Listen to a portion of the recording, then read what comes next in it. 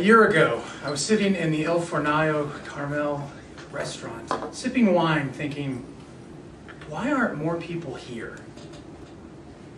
Fellow Toastmasters and me, a guest.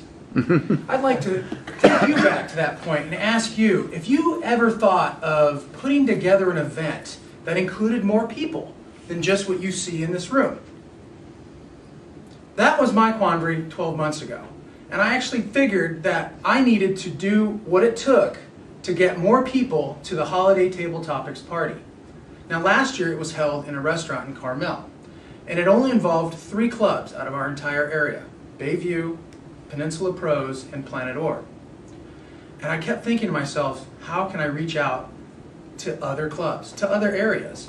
Why is it just these 3 clubs? Of course, as I started progressing through my Advanced Leadership Silver Manual, it dawned on me this would be a great opportunity to take this on. So I chose myself to be the person who would take on this role of unifying all the areas and clubs. So what does it take? It actually came in 3 phases. Those phases started 7 weeks ago, which was A, plan the event. And so by doing that, I needed to plan what I had thought was going to be the event and promote it to others in my sphere of influence so that I could have an executive council. That's what the book required. It wasn't just Scott Seggerman's Holiday Table Topics party. It was an area-wide Holiday Table Topics party. So I had to plan it, which means I had to think about when's it going to be, where is it going to be, how much is it going to cost, and all the other details associated with that. The second phase was to promote it. This is harder than the planning part because I needed to actually reach out to the audience that I was trying to get to, mainly the clubs that had never even heard of this. Until I had gone to these meetings and until I had mentioned that there was a Holiday Table Topics party, people had no idea what I was referring to, except for obviously Bayview and Peninsula Pros. And because of my commitments on Wednesday, I didn't even go to those 2 meetings. So what it involved was a lot of traveling. I went to 8 of the 11 clubs, both in Salinas and in Monterey, as well as my own club in Seaside. I woke up at 5 in the morning to make 6:45 meetings.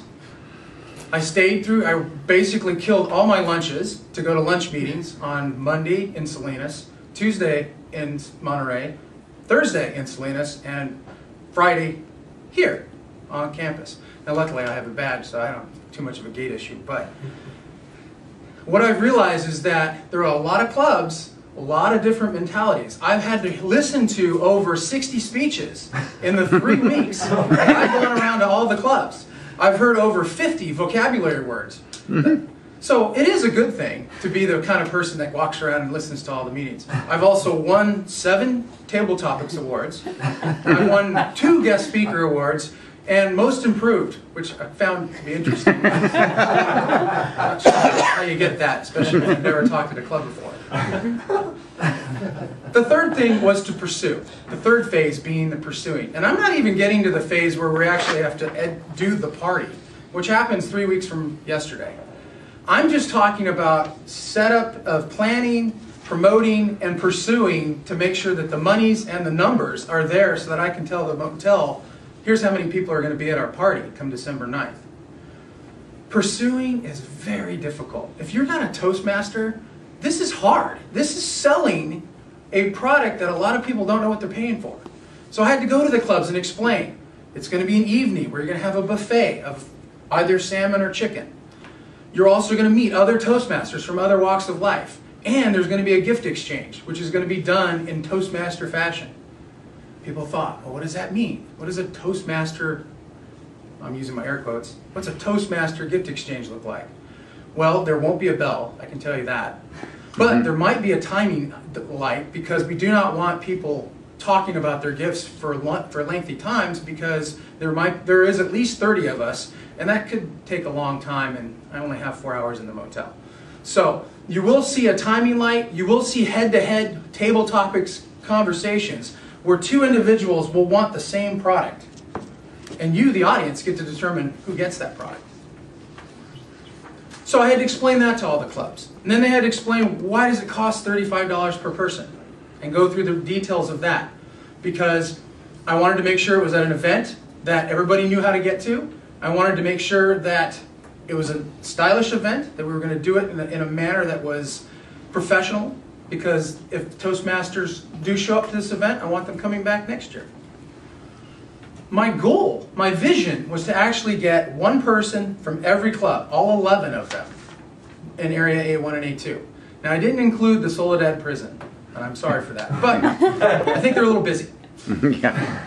So Like yeah, they could make it. That's the way it goes. To date, I have 32 people signed up. I have 9 of the 11 clubs signed up, and the other 2 are Salinas clubs.